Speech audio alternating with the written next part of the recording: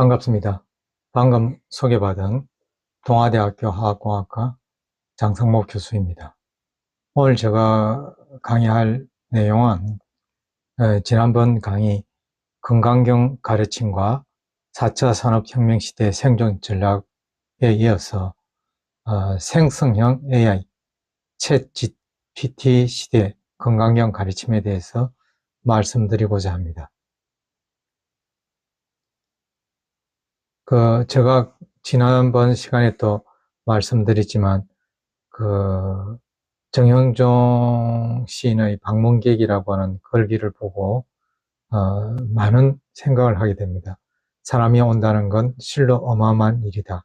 한 사람의 일생이 오기 때문이다. 여기, 소림사에서 하는 금강경 청일대법회 강좌를 듣기 위해서 이 자리에 온 여러 사람과 저 또 보통 인연이 아니고 어마어마한 인연이라고 생각됩니다. 그리고 여러분 한 사람 한 사람이 일생이 이 시간에 온 게 아니고 일생이 왔기 때문에 굉장히 저에게 또 이 강좌의 무게를 감당할 수 있을까 하는 생각을 가지면서 준비를 하게 되었습니다. 엄청난 옷깃만 스쳐도 500생의 인연이라고 하기도 하고 3000년의 인연이라고도 하는데, 이 법좌에서 강의를 듣기 위해서 이 자리에 모인 인연이라는 것은 엄청날 것이라고 생각됩니다. 그리고 대추가 저절로 붉어질 리 없다. 저 안에 태풍 몇 개, 천둥 몇 개, 벼락 몇 개라고 하는 장석주 시인의 대추 하나리라고 하는 시에 말하듯이, 대추만 하더라도 저렇게 많은 풍상과 시련과 아픔을 겪어왔는데, 여러분들의 오랜 세월 속에서 많은 시련과 아픔과 경험이 연결어져 있을 거라고 생각됩니다. 그런 교감 속에서 강의가 시작되었으면 합니다. 그리고 이 강의가 제가 일방적인 지식 전달이 아니고 우리가 서로 대화를 나누고 서로 공감할 수 있는 뭔가가 되었으면 합니다. 그리고 지난 25년간 가장 사랑받은 광화문 걸판이 나태주 시인의 불꽃이라는 시입니다. 자세히 보아야 예쁘다, 오래 보아야 사랑스럽다, 너로 그렇다.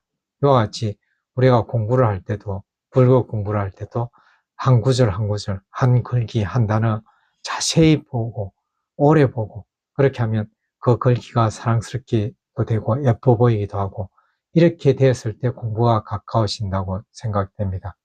우리도 그러한 화두를 든다든지 불교 공부를 한다든지 뭔가 인생에 가할 때 자세히 보고 오래 보고 그런 자세로 공부해야 되지 않을까, 그런 생각을 가집니다. 정보화 시대에 우리가 놀라운 사실은 모든 세상이 정보화 시대가 되면 민주주의가 꽃을 필 것이라고 생각했습니다. 왜냐하면 정보 속에서 올바른 판단을 하게 되고 올바른 것을 선택하기 때문에 바른 길을 가게 민주주의, 정의로운 사회가 태동될 것이라고, 도래될 것이라고 생각했습니다. 그런데 트럼프 이후에 많은 지식인들이 민주주의의 가장 위험 요소가 정보라고 했습니다. SNS, 인터넷. 왜냐하면 우리가 이 기존의 언론이라고 하는 것은 공정성을 유지하기 위해서 다양한 정보를 어느 정도 공평하게 다뤄졌기 때문에 다양한 정보를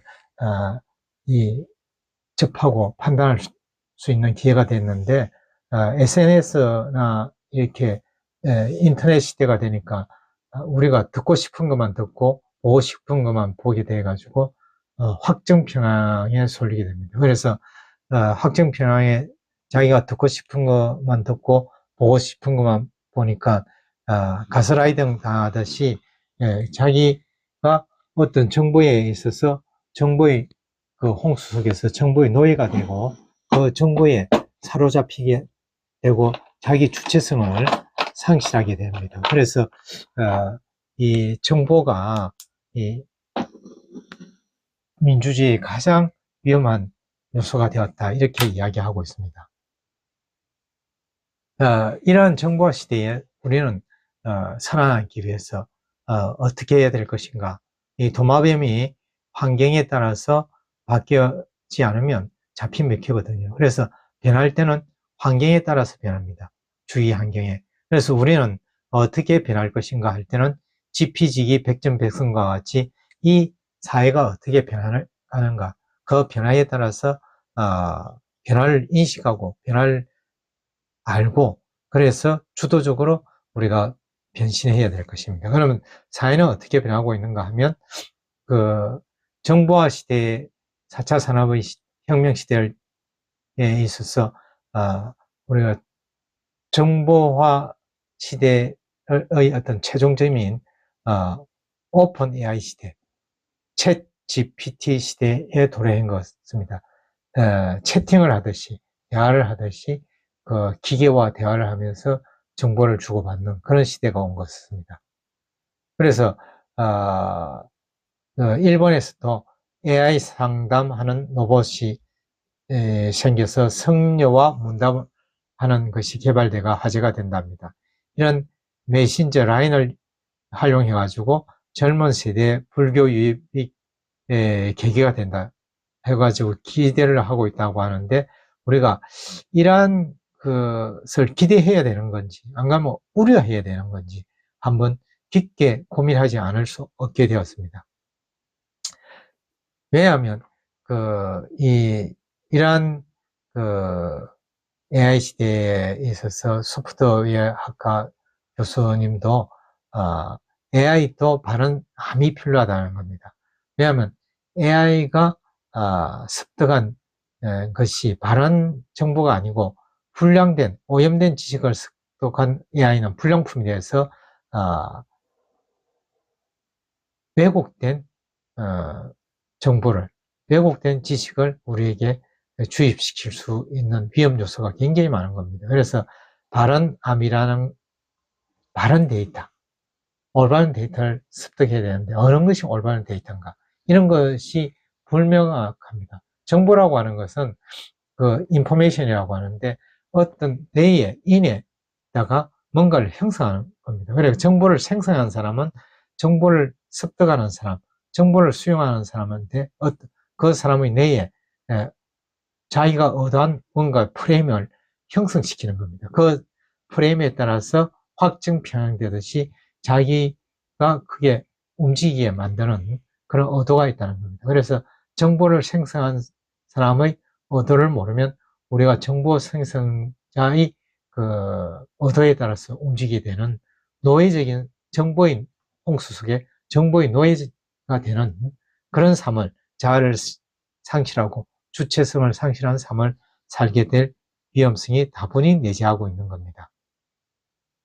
그래서 우리는 옛날에 훈민정음을 창제하던 당시에 이런 글자가 있었다고 합니다. 그런데 이 세모가 없어지면서 시역과 이영어로 바뀌었는데, 이 아래하 아자가 아로 바뀌면서 이 글자가 상과 암으로 바뀌었답니다. 그래서 옛날에는 상과 암이 일치된, 지행이 일치되고 언행이 일치된 삶을 살았는데, 지금은 상과 암이 분리된, 괴리된 삶을 삽니다. 삼은 삼대로, 암은 암대로. 그러니까 지행이 일치되지 않는 삶을 살게 되는 거죠. 그래서 우리가 어떻게 나의 경험 세계, 나의 삶이 어떤 암으로서, 지식으로, 지혜로서 축적이 되고, 또 이 축된 지혜가 삶에서 드러나는 실천이 되는 그런 삶을, 그런 암을 우리는 추구해야 되지 않을까, 이런 생각을 가지게 됩니다. 생성형 AI가 등장하면서 호율성과 근면의 시대에서 질문과 창의성의 시대로 바뀌었다고 합니다. 그 생성 AI라고 하는 것은 내가 질문을 하면 그 AI가 그 질문에 따라서 자기가 채팅을 하듯이 대답하고, 또 그 대답에 따라서 문의를 하고, 그래서 챗 GPT라고 하는 것은 이 채팅창에 키워드를 던져주면 대화식으로 결과값을 얻게 되고, 그러면 사람은 기계와 대화를 하게 됩니다. 옛날에는 우리가 정보화 시대에 키워드를 넣어가지고 놓은 정보를 내가 캐치해가지고 또 키워드 넣고 정보를 내가 판단한다고 하면 이건 대화를 하게 되니까 그 대화 속에 몰입감이 굉장히 높아지게 되는 거죠. 그래서 기계에 내가 의존하게 됩니다. 내 마음을 기계가 저렇게 잘 안아주네, 나를 이해해주네. 그러니까 그 사람과 대화를 하면서 교감을 해야 되는데, 기계와 대화를 하면서 교감을 하는데, 그 기계의 대화라고 하는 것이 과연 그 인간의 어떤 감성이라든지 이런 것을 가지고 있을까? 그렇지 않으면 어떤 기계화된 논리에 나의 삶이 몰입되는, 조종당하는 그런 이 예측할 수 없는 위험에 빠지지 않을까, 이런 생각도 하게 됩니다. 그래서 우리가 이러한 삶을 가장 상징적으로 나타나는 것이, 모든 것을 다 아는 것이 보이지만 정보의 홍수 속에서 정보의 노예가 되어 있는 이런 삶을 우리가 제시하고 있습니다. 이런 삶에서 나의 자아가 상실되고 주체성이 상실되는 이러한 노예적인 정보의 홍수 속에서, 정보의 노예가 된 삶에서 나의 주체성을 어떻게 확립할 것인가. 이게 21세기 정보화 시대, 또 4차 혁명의 시대, 또 챗 GPT 시대에서 우리의 최대의 관심사, 최대의 과제가 아닌가, 이런 생각을 하게 됩니다. 그래서 우리는 어떻게 변하면서 변화에 따라가는 것만 아니고, 변화에 따라가가지고 적응을 하되 내가 내 주체성, 내 자아를 형성하면서 어떻게 될 것인가, 이런 것이 초미의 관심사가 될 것 같습니다. 그리고 이런 관심사 속에서 우리는 이 건강경에서 어떠한 가르침을 받을 것인가, 이런 것도 한번 생각해 보게 됩니다.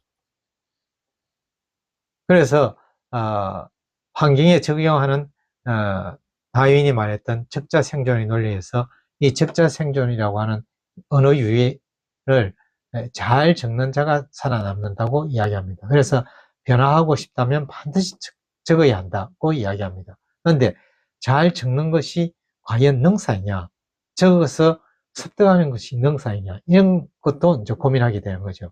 그래서 손으로 쓰면 마음에 새겨진다는데, 남이 한 정보, 남의 지식을 마음에 새겨가지고 그것을 금과 옥조같이 간직하고 살아가는 것이 과연 주체적인 삶일까, 이런 거에 대해서도 한번 생각하여 봅니다. 그래서 우리가 이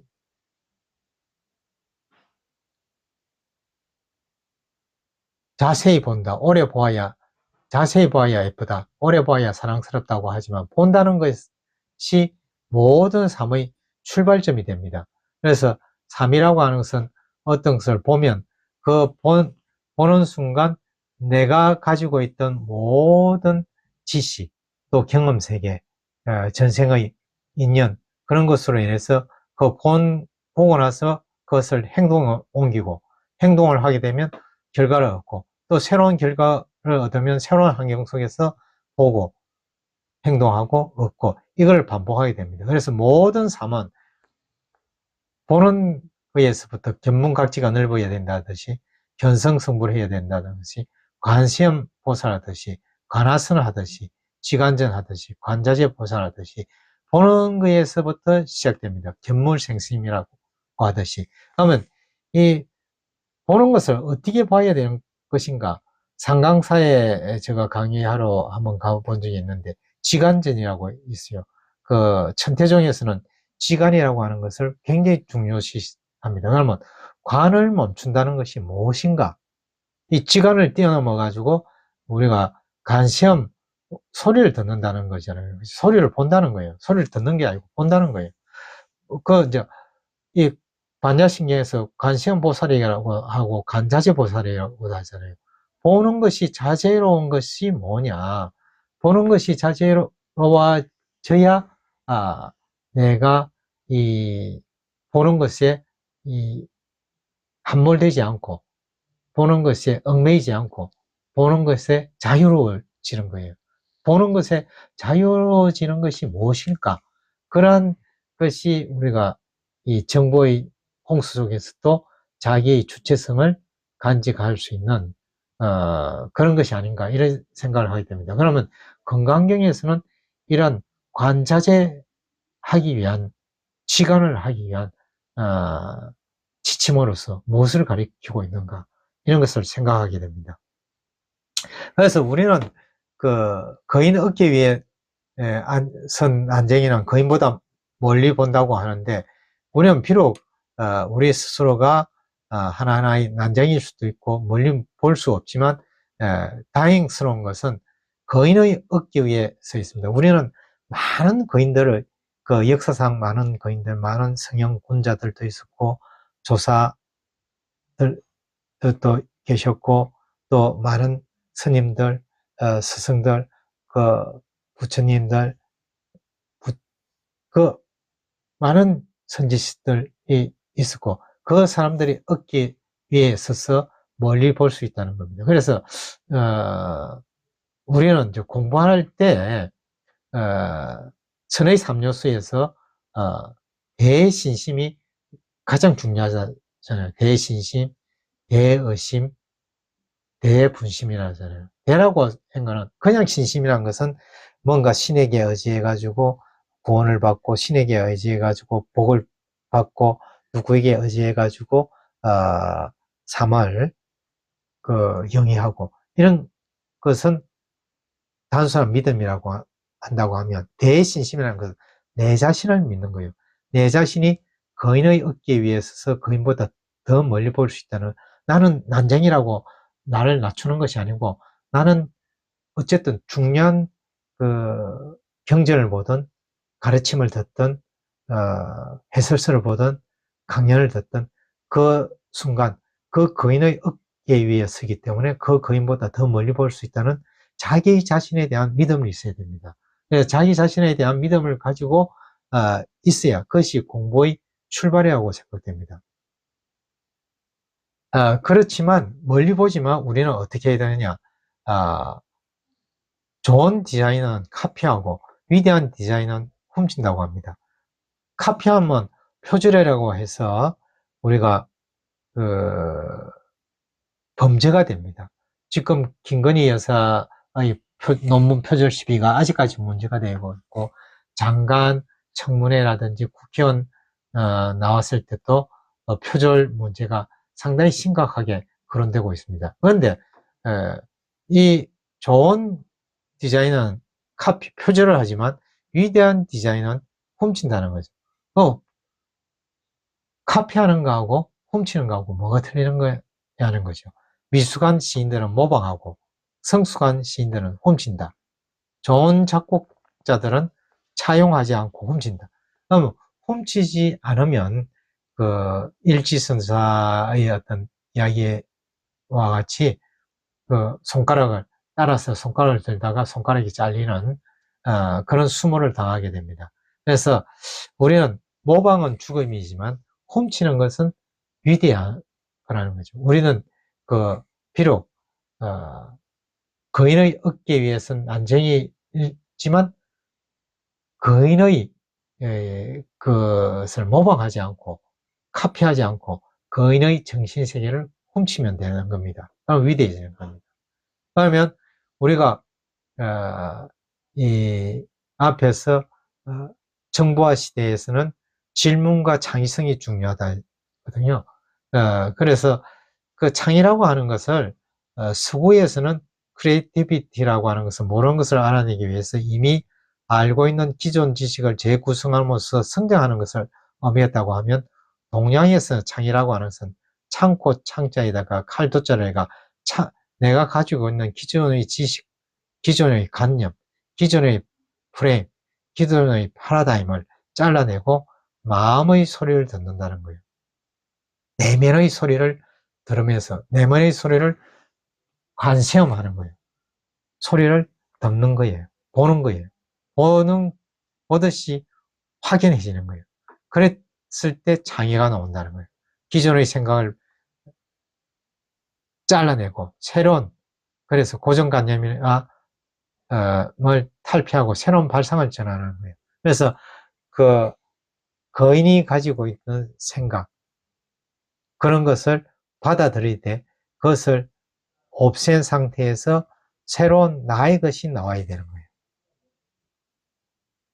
그래서 그렇게 하기 위해서 우리가 선을 할 때 또 이 찻잔에 물이 넘치는데도 계속 물을 붓는 것 같이 머릿속에 자기의 지식이 꽉 차 있으면 어떤 가르침, 어떤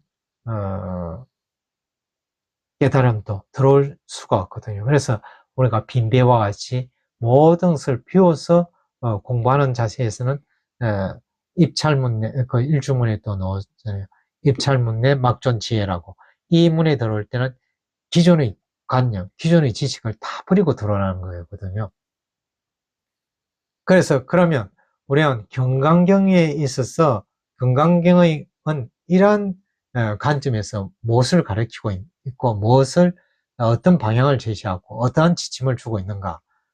우리가 건강경을 이제 그런 의미에서 건강경을 한번 보게 됩니다. 건강경뿐만 아니고 모든 경전은 진리적인 측면, 어떤 것이 진리고 우주의 진리가 뭐다 하는 것을 가리키고 있는 진리의 진술을 이야기하기도 하고, 또 이러한 진술을 깨닫기 위해서 어떠한 자세로 우리가 경전을 대하고 어떠한 자세로 수행하고 어떠한 자세로 실천해가고 어떠한 자세로 삶을 이끌어갈 것일까, 이에서 안과 삶을 동시에 이야기하고 있다고 봅니다. 그러면 건강경에서 내세우고 있는 암은 무엇이고 건강경에서 내세우는 삶은 무엇인가, 이런 관점에서 건강경을 다시 한번 보게 됩니다. 우리가 이 세상을 볼 때,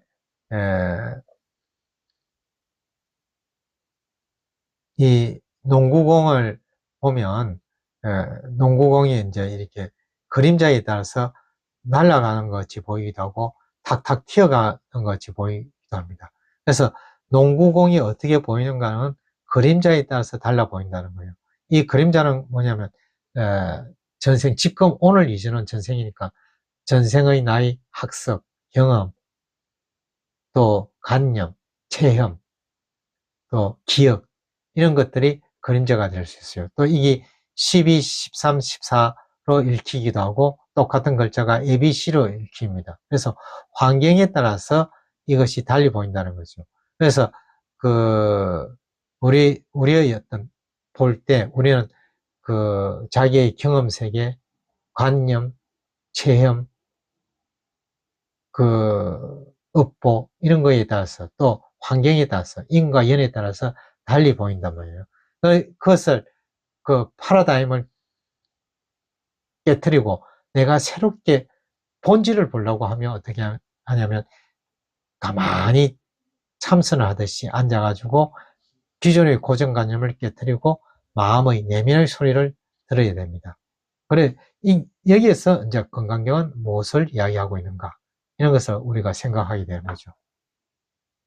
그래서 이제 공부를 하는 자세히 또 불교에 있어서 우리가 NBA 최단신 183cm로 MVP하고 득점왕이 된 NBA 전설인 아이버슨이라고 하는 선수가 있었는데, 이 선수가 한 유명한 말이 농구는 신장으로 하는 것이 아니라 심장으로 하는 것이다. 신장이라고 하는 것은 우리가 신체적인 조건으로 하는 것이 아니고 열정으로 한다는 거예요. 심장으로 한다는 것은. 그러면 불교 공부, 또 불도는 머리로 하는 것이 아니고 마음으로 한다. 안 그러면 불교 공부는 지식으로 하는 것이 아니고 지혜로서 하는 것이다. 체험이 돼야 되는 거죠. 그죠? 그래서 그런 식으로 우리가 한번 생각해 보는 거예요. 이런 관점에서 다시 금강경의 가르침을 한번 되새겨보면, 금강경에서 이런 그림자와 주위 환경을 뛰어넘는 본질을 가기 위해서 관자재하기 위해서 우리가 어떻게 해야 되느냐 할 때, 있자서 육체해능이 이 나무를 하다가 지나가는 누군가가 금강경에 응무소주 이생기심 하는 쥐즈를 듣고 뭔가가 느낀 바가 있어가 오조홍인을 찾아가서 도를 구한다는 것이요. 그러면 금강경의 핵심이 응무소주 이생기심이에요. 뭔가 머물지 않고 마음을 내고 행동을 한다는 거죠. 그러니까 마음을 내고 행동을 할 때 머물지 않아야 되고, 머물지 않고 마음을 내고, 이것이 이제 금강경의 핵심이라는 거죠. 그러면 이러한 핵심에 되었을 때 우리가 관자재가 되고 진정한 의미의 지관이 되는 거예요. 관에 얽매이지 않는 상태인 거죠. 그러면 이러한 관점에서 금강경의 핵심이 뭔가 하는 것을 한번 찾아보면 다음과 같은 구절이 떠오릅니다. 금강경에 범소유상이 계시허망이라 약견재상 비상이면 즉건열라. 그러니까 모든 상이 허망한 거니까 이 상이 비상이 상이 아니라고 할 때 열을 볼 수 있다는 거예요. 그래서 그 상에 집착하지 말라는 거죠. 그죠? 보살이 이제 아상, 인상, 중생상이면 보살이 아니다 이제. 그래서 아상, 인상, 중생상, 수자상이 우리가 보면 있는 거지만 그게 있는 것이 아니다 이제. 추측하면 안 된다 이제. 그러면 보살이 아니다 이거지. 이 일체 재상이 정명 제불이다. 모든 상을 떠나야, 그래서 상에 추측하지 않아요. 응무소주해야 그때 우리가 부처가 되는 거다는 거예요. 부처라고 하는 거예요. 부처가 된다는 거예요. 통달 모화법자면 열의 설명 진실보수. 그 모화법에 내가 내에 집착하지 않을 때 진실로 보살이라는 거죠. 불설일체법이 무와 무인, 무중생, 무수상. 그러니까 중생에도 아상에도 수자상에도 중생상에도 얽매이지 않는 거예요. 그것을 벗어나야 된다는 거죠. 그리고 내가 가리키는 것은 뗏목과 같은 거다.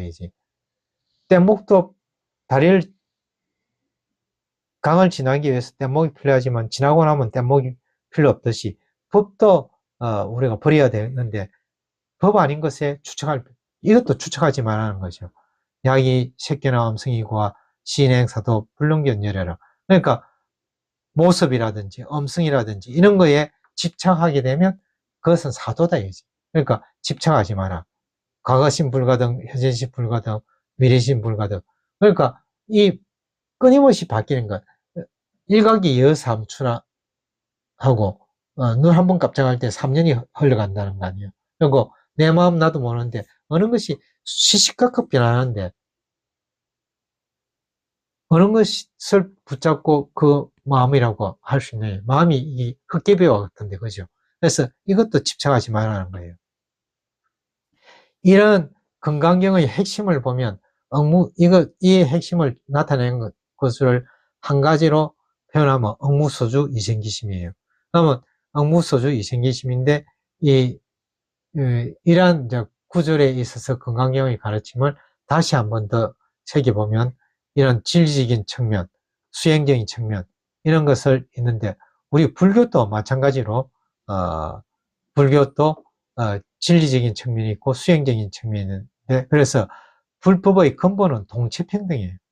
모든 일체 중생이 다 계유불승, 신유불승이기 때문에 다 불승을 가지고 있으니까 동체 평등하다는 거예요. 누구 차별해서도 안 되고 누구를 분별해서도 안 되고 그렇죠. 분별과 차별을 벗어나야 되는데 이게 불교의 가장 근본적인 가르침인 거예요. 그러니까 불도 대부분은 무주무청이에요. 집착하지 말라는 거예요.